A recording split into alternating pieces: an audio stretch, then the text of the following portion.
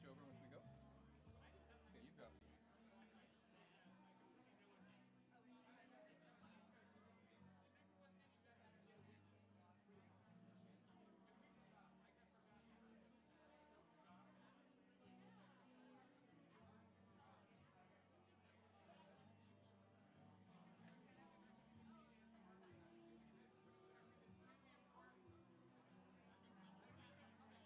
One, two.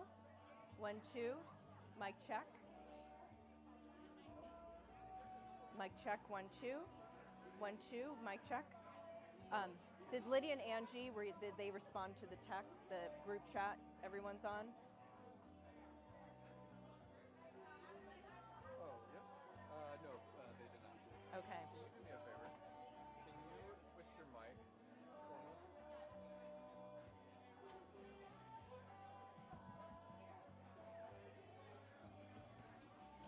Oh, do you mean flip it?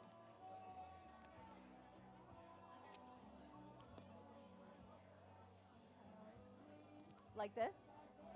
Check, mic check, check. Mic check, check. Check, check, mic check. Okay, we should be good. Okay.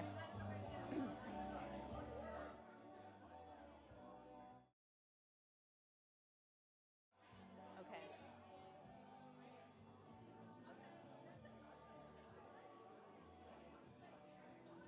Hi, come on in.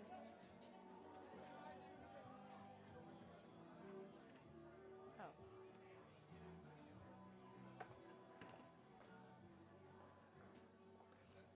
Hi, I need one more LaCroix for the panel. The sparkling water, the LaCroix, one more. I need, because I'm on stage, I need it for me. There's missing one. Hi. Please come in. Yes, yeah, at the LA Climate Week. Yes, I'm so glad you're both here. Come on in.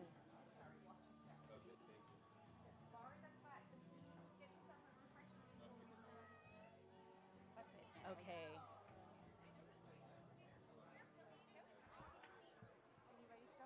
I'm ready.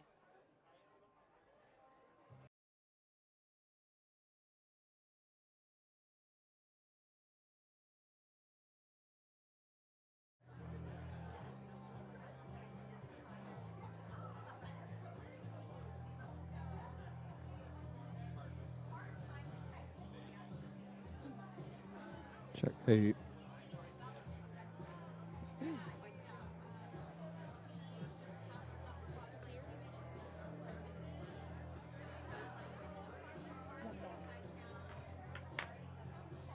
One more.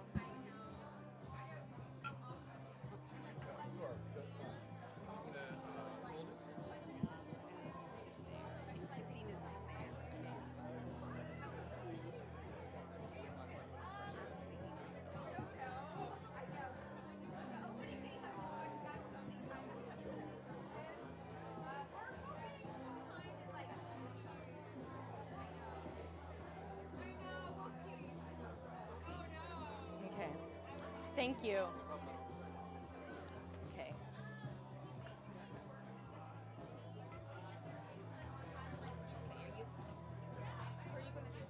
I'll just stand here. Okay. Yeah, they're supposed to be up here. We need you ready right here. Yeah, you're gonna come on stage when she's gonna introduce people, and you were gonna. And then I need to take my notebook. Let me Yeah. take my notebook. Okay.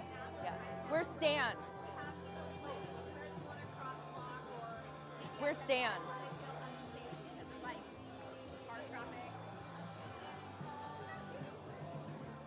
So we'll just have you in like actual order. So then you'll go here in front of Laura. Navina will be behind Dan. You're in front. Yeah. So you can file on. Navina is in the end. Can we take the glasses? Or? You can. Yes. I'm gonna be just here, right? Yeah, you're going to be right here. So Navina, and then Dan, and then Chancey's in front of Dan. No, yeah. She can do it. Okay. She's wonderful. So Dan, get here, and then Chancey will be in front. Yeah, I need.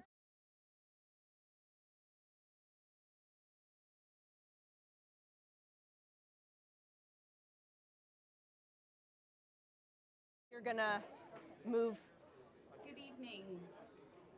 Hi, my name I need is you Marcella right. Smith. I'm the Consul General of Ireland based here in Los Angeles. A very warm welcome to all of you. To those of you here in the room with us, or in the garden rather with us, thank you so much for being here. And for those of you joining us on the live stream from Bangkok, from Ireland, from wherever it is that you are in the world. Acade Mila Fáilte to you all. We are here today to discuss what is probably the greatest challenge of any generation, and that is climate change. And it's not an exaggeration to say that the urgency for strategic action at every level, local, national, international, has never been greater. And this is why I'm so pleased to partner with Creative Migration, with Thai Community Development Centre, to consider how we can bring together creative, cultural and policy leaders to develop climate actions that in turn bring communities together and lead to effective, sustainable solutions. The challenge is profound. Genuine transformation really is now required. And no sector is or can be unaffected by this shared, all-encompassing transition that we now must embark upon. The creative and cultural communities, I believe, and as you'll hear from our panel, all believe, have a significant role to play. Not just in terms of looking at how their own sectors can be more sustainable, but also the role that these sectors have in delivering the necessary messages on climate action and in activating communities. The arts have an extraordinary power to shape attitudes, beliefs, decision-making, and behaviors. I think the social impact of the arts is really well known. And there's a need now to look at how the arts can be harnessed to educate, to inform, but also to enhance community engagement. Ireland has been undertaking action at every level to address and to adapt to climate change through investments, through strategy setting, through capacity building, and through setting out legal and regulatory frameworks and incentives. We've signed into law a Climate Act, we've set in motion a national climate action plan, and we are working at the international level to ensure that there is support for those countries that stand to lose the most due to climate impacts. In particular, least developed countries and small island developing states. But we can always do more. There is, however, one particular national action that I really want to highlight this evening, and that is our setting up of a creative climate action fund. This fund supported 15 creative, cultural and artistic projects in Ireland between 2021 and 2023. And each project was designed to build awareness around climate change and empower citizens to make meaningful behavioral change. These projects, they included a dramatic light installation to demonstrate rising sea levels, a creative, immersive, sustainable agricultural program, a citizen-led project on mapping air quality, a reinvention of Christmas trees using local craft practices. Every project was innovative, it was imaginative, it was creative, but it was also powerful.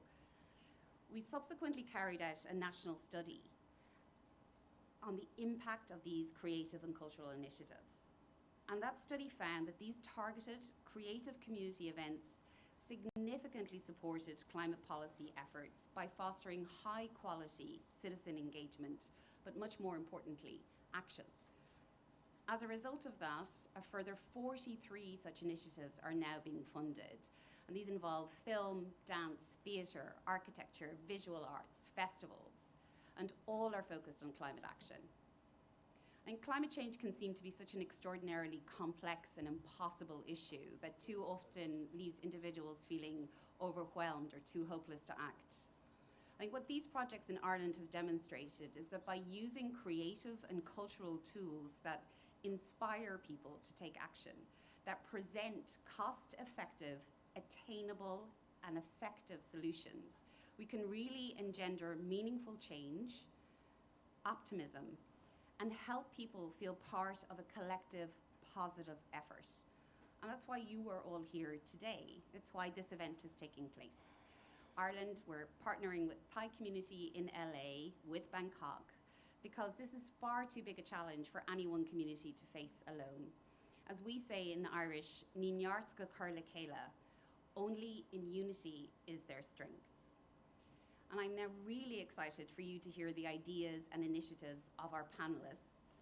And also, we really want to hear from all of you. This will be an interactive discussion. And leading us in that is the brilliant Susanna Tomtinsop, founder and director of Creative Migration. Creative Migration is a woman of color-led international arts organization focused on cultural and climate diplomacy, based both in Bangkok and Los Angeles. Susanna launched Bangkok 1899 in 2019 as a cultural and civic hub, and that led to Creative Migration drafting its climate action policy in 2022.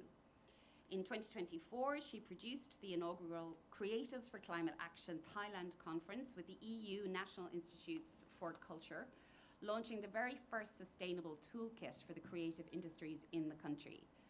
Susanna also advises and collaborates with global climate and cultural initiatives, including the Entertainment and Cultural Pavilion, the Hollywood Climate Summit, and the UN's Climate Change's Entertainment and Culture for Climate Action Initiative. I don't know where you find the time for all of that.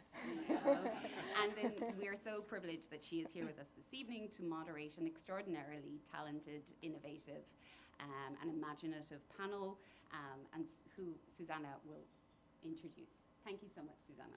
Thank you.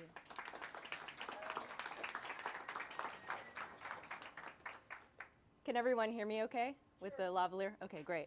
Hi, my name is Susanna Tomtinsop, and I'm the founder and executive director of Creative Migration and Bangkok 1899. I want to have a sincere thank you to Consul General Marcella Smith and your incredible team for hosting us. It's been such a pleasure to work with you all. We'll give you some context on this very interesting and multicultural panel. We're exploring the intersection of culture and climate action and their current work and also future goals. And we're seeing how cultural mobility plays a role in addressing the climate crisis, particularly between the cities of Los Angeles and Bangkok, Thailand. Also saying hello to everyone that is watching the live stream from Bangkok. It is around 9:45 a.m. there, 15 hours ahead of time. So we're so happy that you are here with us. And this whole sort of idea is also bridging together Los Angeles Climate Week that we know about with also the very first Bangkok Climate Action Week that is launching at the end of September. So we will hear more about that soon. I would like to introduce our amazing panel. First, Chansey Martorell. Born in Thailand and raised in Los Angeles, she is the founder and executive director of Thai Community Development Center, established in 1994 to support Thai and immigrant communities through services promoting self-sufficiency and empowerment.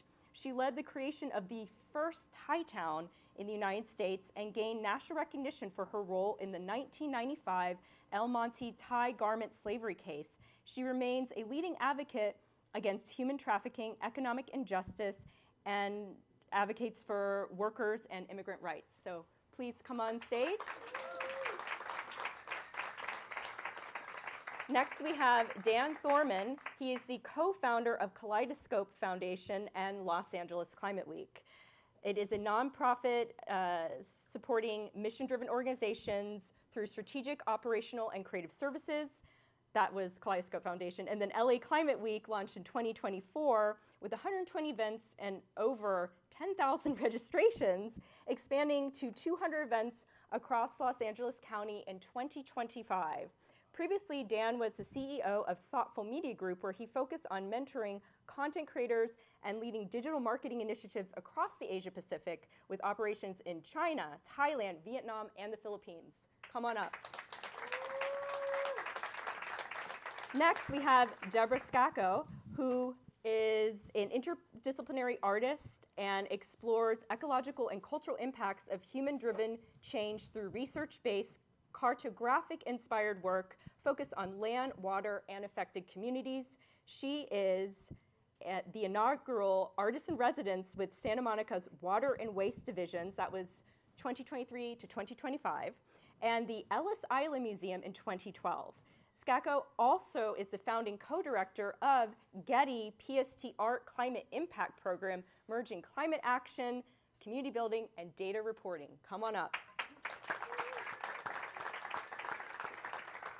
And we have Laura Lupton, who is the founder of LHL Consulting, which is a consulting firm that centers culture, climate, and our collective future. Her work focuses on engagement, worker-led action, imagining resilience as core to climate strategy with innovative climate impact programs developed for clients like the Getty PST Art Initiative, so they work together, and Art Dealers Association of America, and we also know each other through Artists Commit, which is an amazing initiative. So come on up. And last but not least, Navina Sata, who is a board member for the European Film Academy and also for Creative Migration, and serves on the British Council Culture Advisory Group. She was the founding CEO of Sardinia Film Commission and co-chaired the UN Climate Change Entertainment and Culture for Climate Action Initiative, which we work together on, and the Green Protocols and Sustainability in the European film industry. She is also a filmmaker, professor, and producer with decades of experience in Hollywood and Europe, holds a PhD in visual anthropology, and consults for international film festivals on training and industry programs.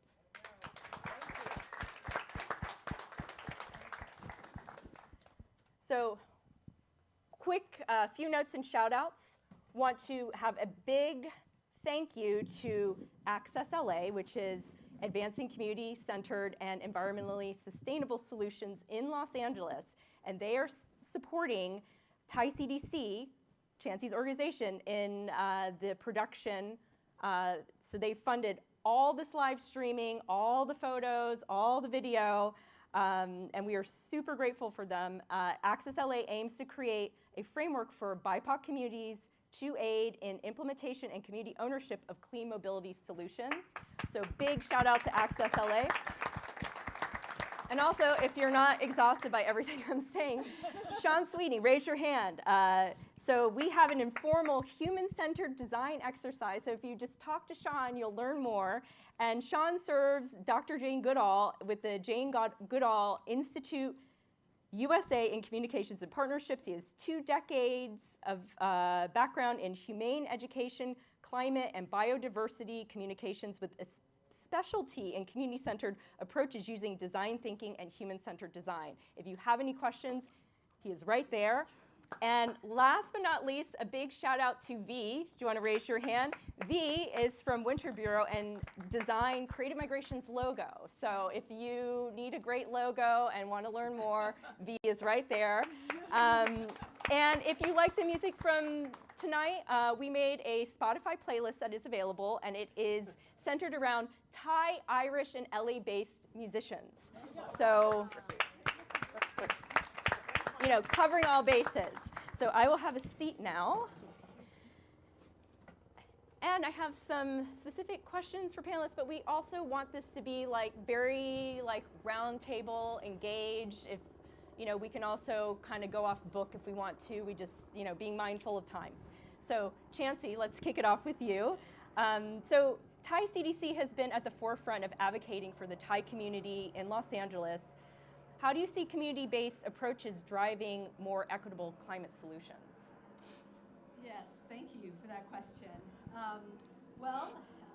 We were founded as an organization in the aftermath of 2 crises that left devastation in their wakes and had adverse impacts on predominantly immigrant communities that were economically disadvantaged, namely the civil unrest of 1992 and the 1994 Northridge earthquake.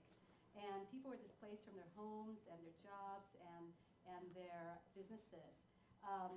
And as we were rendering aid and relief We also conducted a landmark needs assessment to gather and document for the first time the, the demographics of a community, namely the Thai community, that has been invisible ever since they started arriving in the United States in the 50s and continually marginalized and unable to access a host of resources, a myriad of resources, because of limited English proficiency and the lack of knowing their rights. And so as we're rendering aid and as we're documenting the socioeconomic characteristics of this community, this population, and then the demographics and all the social welfare needs, we also realized, being economic immigrants, that they needed opportunities for economic mobility, and hence why Thai Community Development Center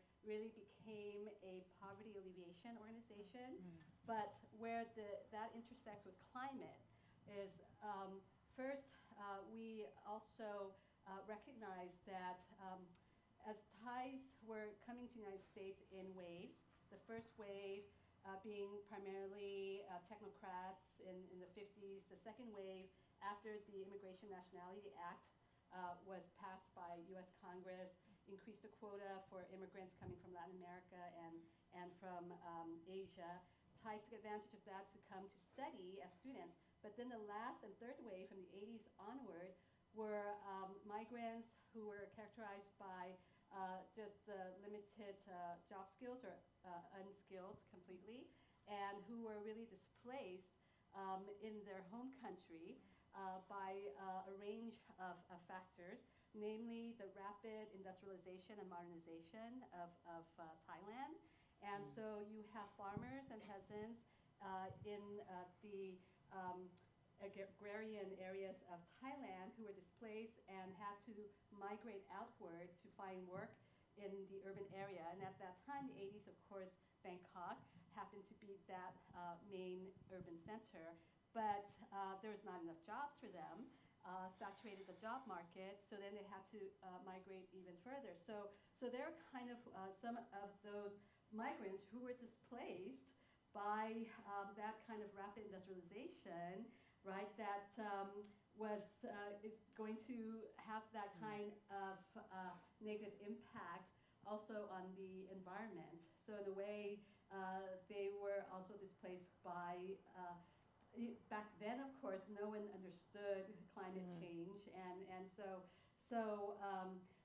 then while addressing the issue of equity and economic opportunity, we also recognize that that there's no way of really alleviating hardships and injustices and poverty without understanding that the climate and an environment free of pollutants and toxins that affects quality of life for people, especially in urban areas. Because once they migrated here, they landed mostly here in Los Angeles County, with the largest concentration being East Hollywood and parts of the San Fernando Valley, the northeast San Fernando Valley. But East Hollywood has historically served as that port of entry. And East Hollywood, after we were doing all the aid, because there's so much destruction that emanated from the civil unrest and from the Northridge earthquake, we also recognize that the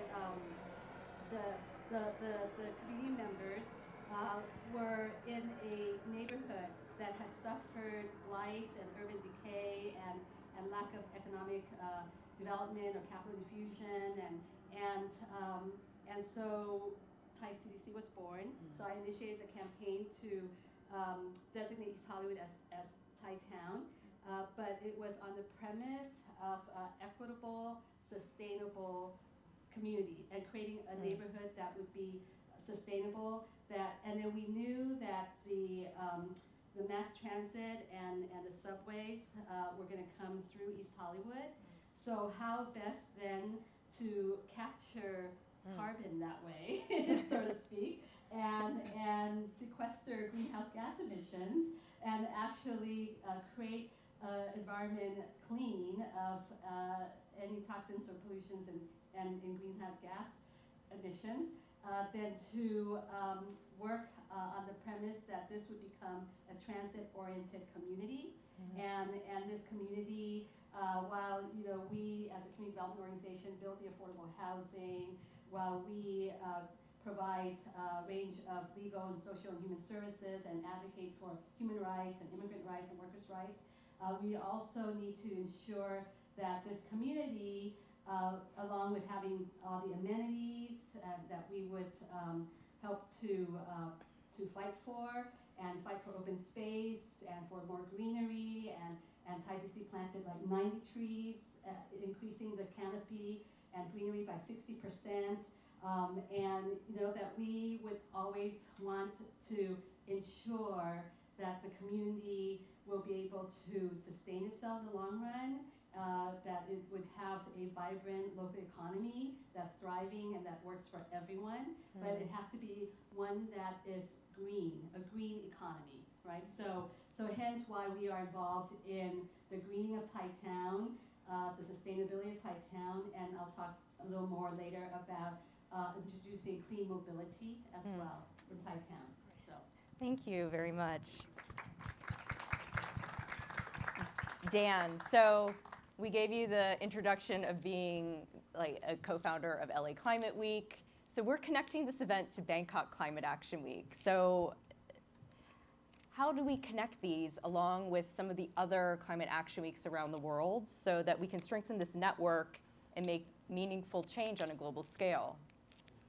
Well, first, I don't know that I deserve to be in this amazing company, and a shout out to all my friends in Bangkok that are watching, because I got a few that I dialed in, and I'll see you in 1 month. Now, first of all, it's awesome to be here, and thank you for inviting me to be here. And I think when you invited me to join you, you didn't know that I worked in Bangkok for a number of years. So it's really exciting to join these communities together. And so I have a bunch of my co-founder, JC, and a bunch of my community members here. I can't really name you all. Thank you so much for joining. But when we started LA Climate Week, one of the goals was to create a community-driven event. I don't want to downplay the roles that other events have done. There's some great, like New York is very business and international focused, and San Francisco is very tech focused. Our goal was to create something that was really community focused. And by creating a community focused event that was really, I mean, again, many people here are involved in what we're doing. And by doing something that's purely nonprofit, really truly nonprofit, we can gain so much more power and leverage from the community members that want to be part of it, and develop something that really is by the people, for the people. But you asked the question about how do we kind of take this bigger. And so one of the goals tonight is to talk about artists and storytelling and community. And when you do something that's by the community, for the community, well, you're actually creating a format that is really replicable pretty much everywhere. Or it can be, it should be replicable everywhere. And one of the beauties, and we'll talk to some amazing artists tonight, and I know we haven't discussed that as one of the key initiatives, but tonight, one of the key topics is artists and storytelling, right? And how do we engage the art community and the storytelling community, the entertainment community, to help open the doors to new audiences? And I think that's something that's unique to LA. Thailand, I've worked in Thailand for many years. I have amazing artist friends there that want to bridge the gap into storytelling in this space. So I think that's a huge opportunity for us. And certainly one of our goals being here in LA, who I don't know if we still have the storytelling capital of the world, but we have an opportunity to leverage that here and access new audiences that aren't already in the community. And so one of my goals, I'm rambling, but one of my goals is engaging the art community in that topic. And then how do we further develop community engagement in ways that aren't obvious, that aren't business, that aren't typically government. Great. And now we'll talk to some people from the art world. So we're going to do a joint question for Deborah and Laura. So as co-founders of the Getty-funded PST Art Climate Impact Program, how did you develop the framework to support cultural institutions in implementing climate action And what are some key lessons that you have emerged from this entire process, which was, I know, quite lengthy? Yeah, I can start, and I'm sure Deborah will chime in. And also, thanks for having us. Such a nice event, and also nice to have some friends in Thailand on board.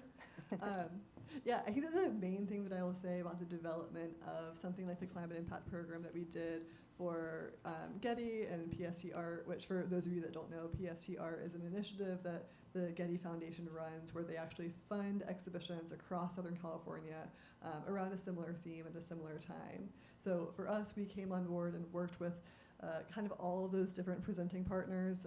So from Santa Barbara to San Diego, from the desert to the ocean, all the major players of cultural institutions you would recognize throughout LA, small community experimental art spaces, university-affiliated galleries, and worked to kind of frame a climate impact program that united all of those like wide range of exhibition types and artwork shown and artists engaged into a central program that focused on building climate fluency, community building between partners, and also a climate impact reporting protocol, so that for the first time we were actually able to benchmark the carbon and waste impact of this iteration of this grant-funded program and be able to set goals and targets and understand what the highest impact areas are to make change. Your question in terms of how that was developed, and Deborah can talk a little bit more about that, is that it was really community-led and developed in collaboration with that community. And I say that kind of first from my background of being an arts worker for over a decade, working directly embedded in institutions like the ones that we are now supporting doing climate impact work. So having a real deep lived experience of what the challenges are when you're a worker at a museum or an institution or a gallery space to actually leverage change happening and focus on these topics. Through my experience doing that work, then I founded an artist-led nonprofit called Artists Commit. That's how we met, and one of the tools that we created in Artists Commit was a climate impact report framework for artists to use when they have an exhibition at a presenting partner. And that climate impact report framework really gives you a tool to help facilitate a conversation with the presenting partner, with a gallery or museum, when you are kind of at the prime moment of like having influence in that collaboration, that is not a like gotcha, or it's not a call, it's not a call out, it's really a call in to be like, I have a tool, I have a way that we can engage in this work. And one of the key things that really made the Getty project specifically so successful was having a really strong existing community network within those partners, and that was really having Deborah as a collaborator that brought that side in. Thanks. Yeah, I think the Climate Impact Program, I mean, in terms of a structure, I think you mentioned frameworks, right? And I'm a big fan of frameworks, both in my practice as an artist, and I am like, I wear many hats, so I'm like a studio artist, a public artist, I direct performances, I do a lot of different things. It's just kind of like whatever makes the most sense for the idea is what I do. And so I just have a lot of experience with community organizing, and I've been in Los Angeles since 2012 as an artist and a curator, making work about ecological systems and the human impact of infrastructure and how we impact these sort of the feedback loop of living systems, right? And so that just means that I know a lot of people because my work is interconnected. And so through that interconnection, and actually Artists Commit, I had started working with Artists Commit, which is how I met Laura, because I wanted to begin work in a tangible way. And I was also a co-director of a PST art project called Brackish Water Los Angeles at Cal State Dominguez Hills. And so I had this moment where I was like, oh, there's this whole Getty thing happening, and there's like, you know, there's like all these institutions are already stitched together by a single funder. And Laura, the work that Laura's done is incredibly inspiring, and like her leadership has been amazing. And so it was like, oh, this is a real opportunity. So I think kind of being able to build and navigate this framework in a way that is constantly iterative, constantly responsive to the community, as you were saying. And also, I've been showing here for nearly 15 years. I've been curating projects. I've run residencies. Like, I've done a lot of things in the art world in Los Angeles. And I think also being a co-director kind of helped, because I'm not like a random person coming in and saying, you should do this. It's like, no, I am also in it. And with my collaborator, Andrea Stang, we are like a core team of 2 people with like a couple of project managers that move in and out of it. So like I understand what it is to be on a PST team without capacity, right?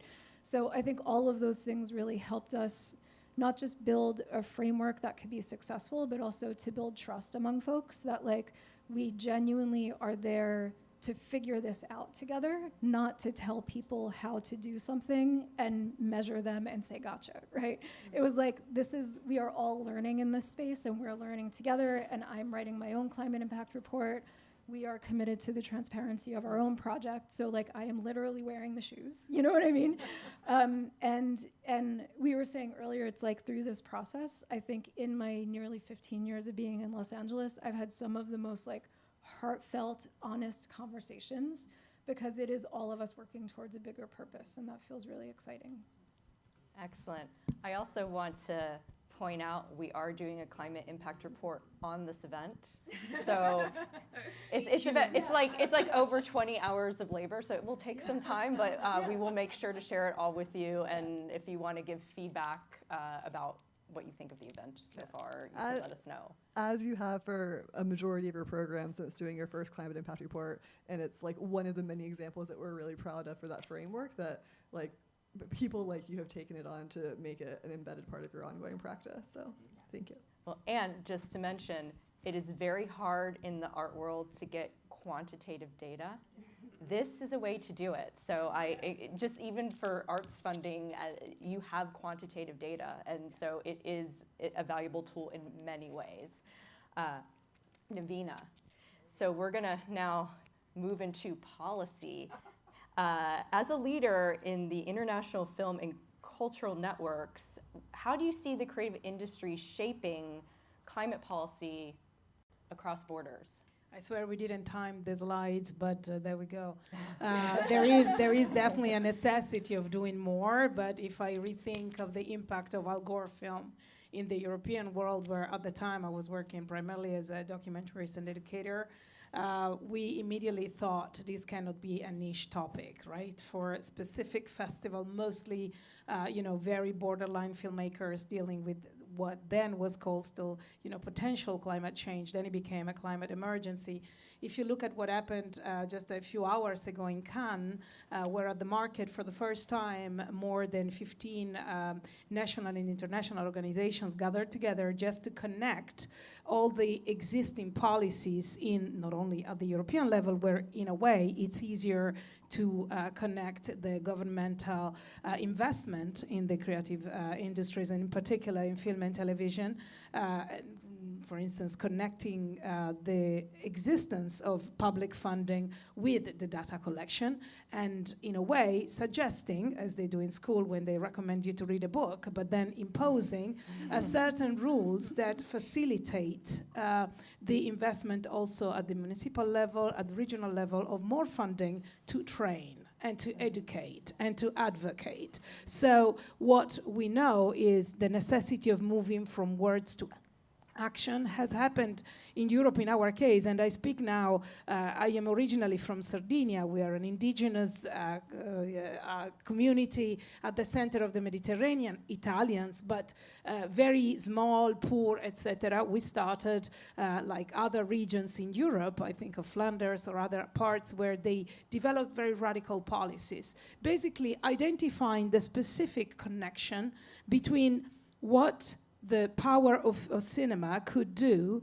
and often the immediate and direct, I want to say, quoting a friend from the native community of California, the spiritual component of our connection to motherland, and how this is not just a hippie kind of approach, but it's actually a necessity to connect organically, because we are artists and we work with the truth. Our research seeks for some truth. And so it was necessary for us not only to put films oriented as an objective of storytelling towards the representation of the climate disasters that were started piling up globally, but also the potential of science and where do you build hope, exactly as all my friends here said. You build the storytelling of what is actually existing at the community level, no matter how big is your community, no matter how marginalized is your stakeholder group or your institution, and also no matter how much money you have to do it. So we started with very little funding, and various institutions in Europe had connected it with the specific element of their communities, from native languages to, for instance, development of new startups, connecting cinema with ICT, because maybe that was the vocation of their territory. And of course, we were facilitated by doing this from the Paris, COP21, which was the moment where in 2015 we had a space. I still remember the date as it's my birthday, but it was really the 18th of November 2015, which for many seems like maybe they didn't even know what was going on. But Paris was completely controlled by the police because there had been a lot of attacks, and in this climate of terror, people were able to say cinema and television and the audiovisual world must stand up and take care not just of the content and do fact-checking on any information this is referring to the emergency we're experiencing, but we must learn how to make it sustainable as an industry, as a process of creatives and artists, and that became the real challenge. And when you look at what happened now, you see that that is possible. And I say this because if you go to Paris now, at 5 p.m., there is the rush hour of the bikes.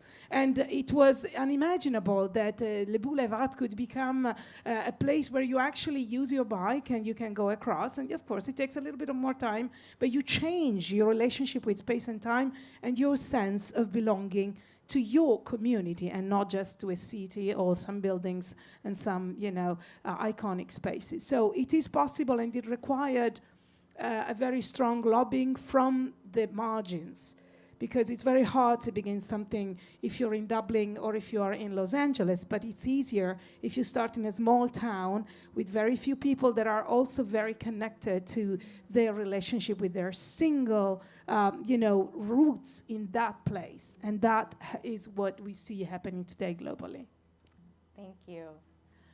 So we now want to open up the discussion with the audience. We also have online, so we're going to be monitoring if you want to put any questions that you have in the chat.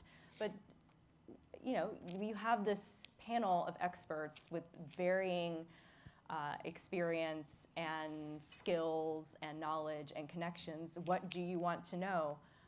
If there's one thing that you want to take away from today, ask it now. So if anybody would like to ask a question, please raise your hand.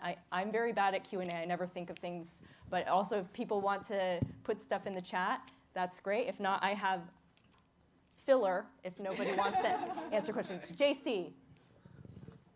Thank you to the panelists for your very impactful insight. I've been noticing that we are in a trust recession for many reasons. And I am curious to see from the creative professionals especially, how can we leverage these and support the creative industries and professionals in reinstilling faith and safety in the work that we all do, and help people who are displaced express themselves in that process. I actually have things to say about this because I was just reading the latest research from the American Alliance of Museums Trust in Museum Survey. Of course you were. Of course I was. As I do in my spare time. But trust in museums, and one of the things that I think make the cultural space a really important area to be advocating for climate action and community building and education is that museums in America are one of the most trustworthy sources. Survey this the AAM Museums and Trust Survey says that most Americans rank museums as their most trustworthy source, second only to their friends and family. And the fascinating part about that is if you subset the data into frequent museum goers trust their friends and family more. Sorry, they trust museums more than they trust their friends and family. That's interesting. And something that's really fascinating, kind of in this like current moment of trust recession that JC mentions, the AAM has been currently updating those initial survey results they did in 2021. They were already doing that for the 2025 edition. And so they have data from 2021, they have data that they were collecting in January of 2025, and data that they were collecting in April of 2025. So kind of 3 different like snapshots of what was going on in America.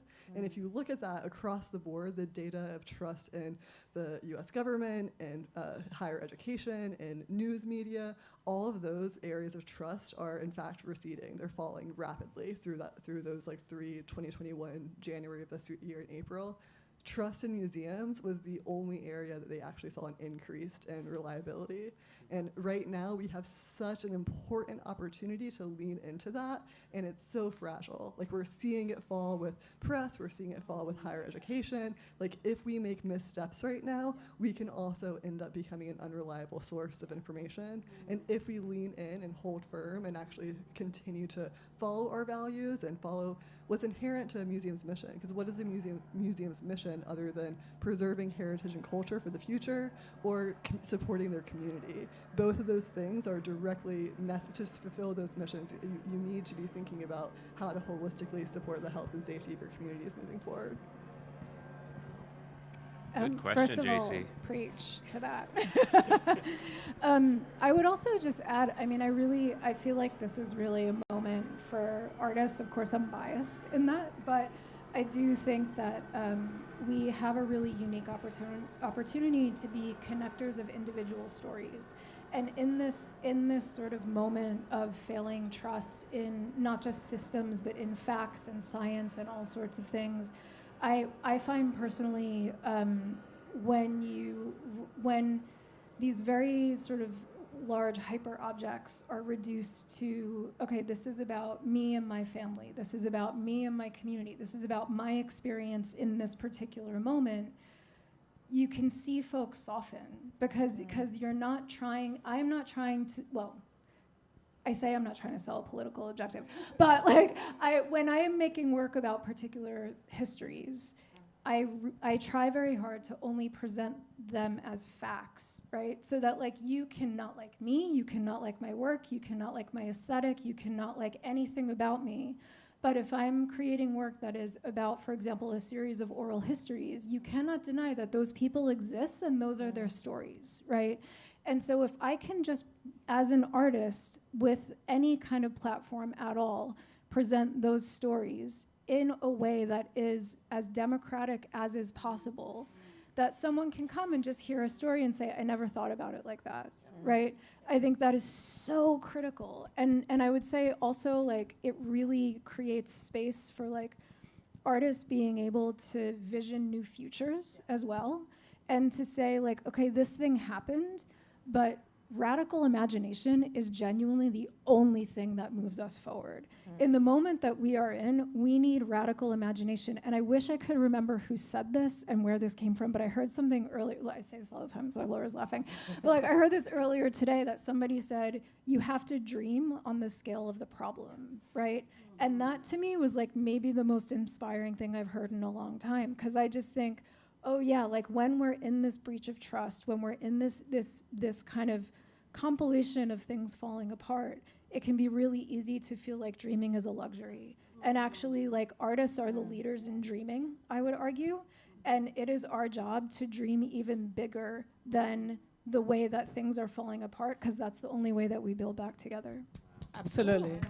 I mean, I just want to add one element that is a little bit like what I call the ratatouille poetic. I want to bring it down to, very, very pragmatic issues. We don't have to delegate these only to the artists. But what's true is that the artists often sparkle the first light, and we can then be inspired by it. And I say this because coming from a long experience in public institutions, the problem is that the artist world is considered separate from lawmaking, rules, and budgeting, and all the elements that compose the making of something that is often impacting directly not only the communities, but the communities of artists. I wish there is more daring to believe that also a public functionary can have an investment in its or her creative side. Because today, what we see, and this is a real fact that we experience mostly with the youngest generations heavily impacted by the pandemic and in their isolation, and also by, of course, the new technologies, and that is creating another and a parallel universe, there is a complete collapse, decline of the imagination. So even when you're a public servant and you're working in an administration of a small city, you forget that you cannot just do what has been told to you to do and what you've been used to do. But that is where actually your imagination is necessary, because these are unprecedented times. And probably if we dare to admit that, like our youngest, our child from within is also an artist, maybe we can start looking at how we think the public administration can run, and so public funding, public investment, and so on can change and can actually serve the community and not just the books that have been written before. I always think, there is that component. There's a friend of mine that is running the Moleskine Foundation in Milan, and he says artists have to dare and move from thinking that art is cute to relevant. And I said, well, this is true also for public administration, where we have to convince ourselves that the investment in creativity is not just cute or nice or a sidebar event, but it's actually relevant to transform the way we are active citizens globally. Can I add to that too? Of course. Yes, this has been just very inspiring to hear all of you here. And I also failed to make a shout out to some of the people in the audience today. We have representatives from the Royal Thai Consulate here. So truly appreciate you being here and joining us tonight. And also some of the folks from Thai CDC who are urban designers, urban planners, transportation planners, and also those who are in the creative arts, photographer and videographer. So, but Thai Community Development Center, we also believe that art can bring about real change, social change, and that art can be used in a way that could transform communities, but also consciousness around just your understanding of systems and how to go about just fighting for systems change. So we had created a program called Artivism to basically merge activism with art. And we recruited a group of high school students and college students, and we had an artist in residence. I think every nonprofit organization, whatever they may be engaged in, whatever kind of services, whether it be a legal aid organization, a community development organization like ours, a human service organization, they should always have an artist in residence. So we believe that we had an artist in residence who is also an activist, and he actually recruited some of these youth and really engaged them and helped them understand how their expression, whatever form or medium that they use, can be transformative and could not just tell people about where they're coming from, but could also help people understand how that art could be really used to build movements, right? And so these youth, they captured their consciousness and their state of being in whatever form of art, whether it be in music or in design or in painting or photography, etc. And then we had this exhibit, people came and saw, and they were able to talk about why they did this art and why, that came out of a feeling of having been maybe abandoned as a child, or having been abused, or having been, just in a community that did not have the space for recreation, and so all that kind of anger and anxiety and came out in their art, and what can be done to really change their community through that art form. So I'm a true believer in art being a tool for change, and so thank you for that. I'd just like to add on, and I'll be very brief because I am a linear accountant. But I say that because as a linear accountant, I've always surrounded myself by abstract artists, because I can tell a very linear story, but I actually need the artists to tell that more abstract story, to synthesize it to a different way that an audience understands. And so I get so motivated by hearing all these stories, because we need all of it in order to do it. Like your point of like having an artist in residence, like you need to have an artist right next to the linear business person in order to help tell that story. And that's why we talked earlier about why do you need artists in storytelling, especially in this topic of climate change. And I want to reach new audiences that aren't already in it. I don't want not just the academics that already know it, right? How about the people that don't already know it? Like maybe they might appreciate your art, but they don't know the story behind it. And so. And I mean, I just want to add also, what you are saying is additionally true when you add another person in that room that is a scientist. Yes. Because suddenly you can Absolutely. discover that the connection between those that are handling, let's say, public policy at all levels. So let's take it really from the smallest to the biggest. Artists that can find unexpected ways to connect the unexplicable to our daily lives and our needs. And then somebody that actually gives us a special lens to realize that in nature there is a lot happening, in medicine there is a lot of happening. We are so focused now on the unpronounceable world of AI, as if it's one of these, revolutionary transition that we just have to kind of wait and see what happens. But the question is, well, let's look at what the bees have taught us so far. Why do you think that the scientists that work at NASA study so closely the animal, the structure of the leaves and so on? Why do we think that this observation of the world must at one point be delegated to something that is, by the way, created by us?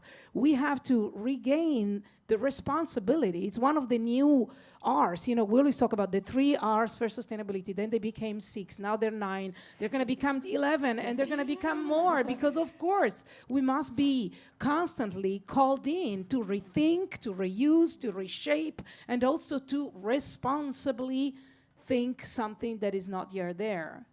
That's why we all have to work together on this. Thank you, JC, for that 30-minute question.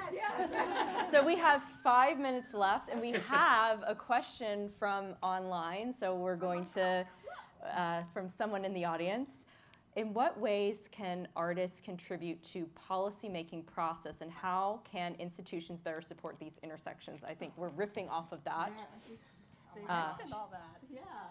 Anything else to add? I just want to give the shout out to the person online that asked that. Should I start with that one? Okay. So first of all, thank you for that question. And I don't know you, but I'm already a super fan of you. I think that the way that art is, it's like what I do. It's the center of my universe. It's like where all of my activism comes from. It is also, like every other system, a very flawed system, right? Mm-hmm. And arts funding is a very flawed system. So like we live, unfortunately, in a capitalist world that is driven by a market where process-based artists, research-based artists are not supported in that work. So to address the question of like how can institutions support that, number one is trust artists and invite them in. Like I love what you were saying about how every nonprofit should have an artist in residence, right? Like invite folks in and trust them. That is my biggest word of advice to institutions is like, find the folks who you are ethically aligned with and allow them the time and space to get to know the community if they don't already. Even better, start with folks who are already in the community, right? And really give them the resources, give them the space, give them the support, even if maybe it's not what you envisioned. Give them that kind of trust to say, like, this is what I'm feeling, and like, this is what I am learning by being inside of this community, and we want to do this thing together, right? I think that's like the main thing. And then from there, I just think, like, be a troublemaker. We get away with so much, and that is why I am still an artist, right? I think I was speaking to a friend who's an artist who said the power of underestimation is really amazing. And I think maybe, like, I'm sure it's in part because I'm an artist, maybe it's in part also because I'm a woman, but I think people are like, oh, that's so cute. And I'm like, oh, you watch me, right? And I think just, like, really, I don't know, in some ways, like, allowing that stereotype to be your friend of, like, being I feel like people still think of artists as like, oh, I'm like Jackson Pollock, and I wake up at noon and I drink martinis and then I paint all day and then I drive off a cliff at night. It sounds kind of fun, except for the driving off a cliff part. So, but just, like, use that underestimation to your advantage to actually be strategic and do work that benefits the greater good, right? Can I add, as a urban planner and community development practitioner, we value art in, you know, the built environment as well.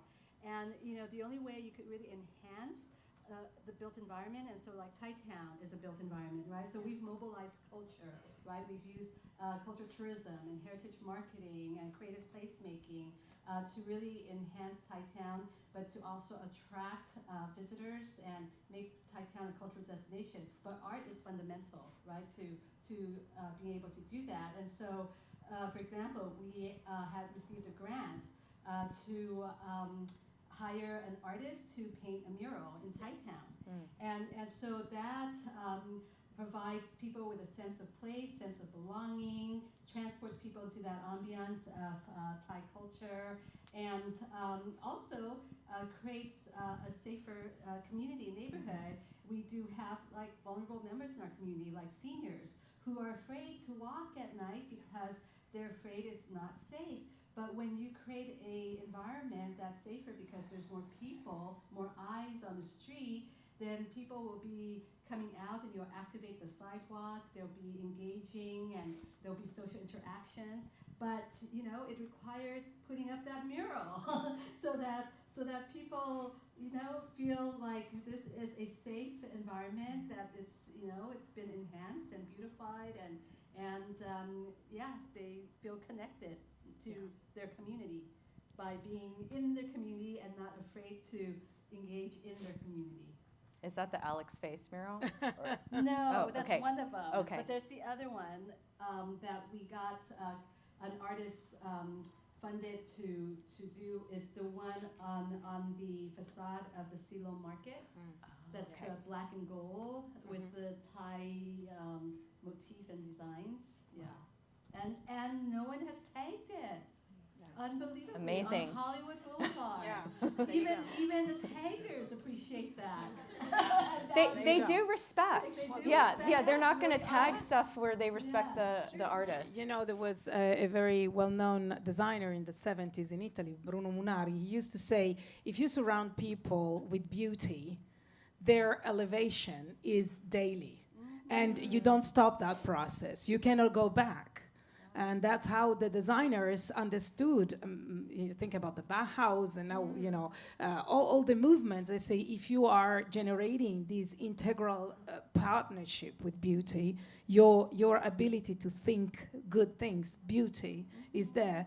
And I wanted to say, though, following up on how many crazy, incredible challengers exist and they come out where you don't expect. I remember my surprise when the Laudato Si, the book of Pope Francis, came out, and he started talking about integral ecology, forcing us all, even people that were outside any religious spectrum, to think about how it was impossible to discuss any ecological issue without connecting it deeply with social justice.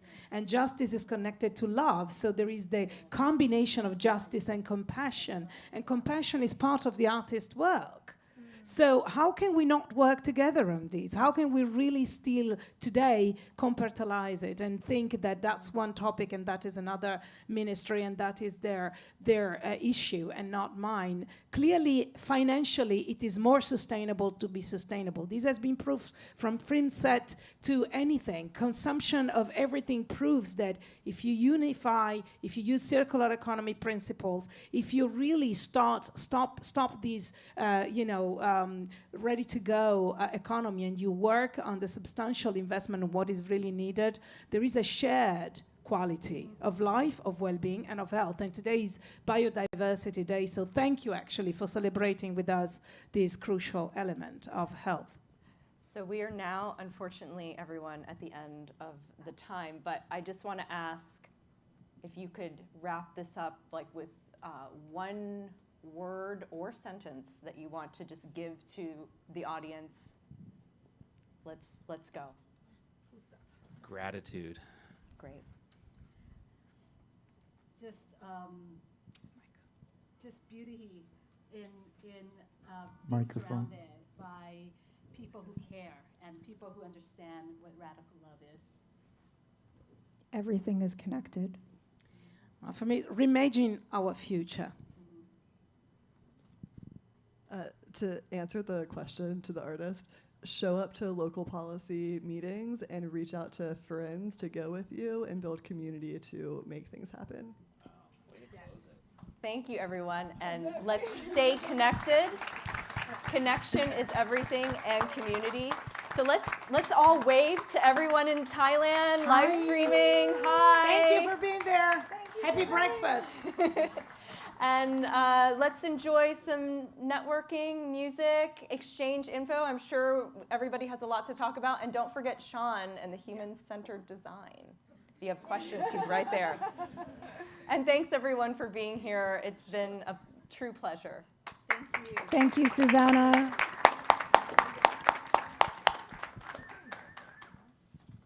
Why don't we give the mic to Sean so he can provoke everybody, just for one. Thank you. I'm so glad you were here. Boy, I think I was feeling the after. Yeah, 'cause Awesome. you're playing Hopefully- Sean right now. Yeah. And then, Oh, good photo. Oh, he wants Oh, yeah. the photo. We're. Thank you so much. That's okay. A little surprise here. So everybody, really glad that you're here, and Susanna asked me just to create a moment here for everybody. Oftentimes we hear really great panels like this, and we don't have an opportunity to think about what we heard and really turn it into action. And we're throwing around jargon and saying human-centered design. Really, all that means is that we take an opportunity after we hear somebody, a panel like this, and think about our users, our audiences, the people who we serve, and ask ourselves a question, what's one thing from what we heard tonight that we'd like to go and put into immediate action with people? And that's how we bridge from a really great conversation like this to action and actually turning this into something tangible that's impactful in the world. So really all we're talking about with Susanna calling attention to human-centered design, this is a process that we're using with LA Climate Week right now to design LA Climate Week 2026. And really encourage all of you as you experience events like this to apply that kind of thinking when you're wrapping it up. And we want to invite everybody as you finish the night, if you think about one thing you heard tonight about your work and your users, how would you activate that right away? And just let that be a conversation point for you for the rest of the evening and as you walk away from tonight. So thank you very much. And we'll let you get back to the music and fun.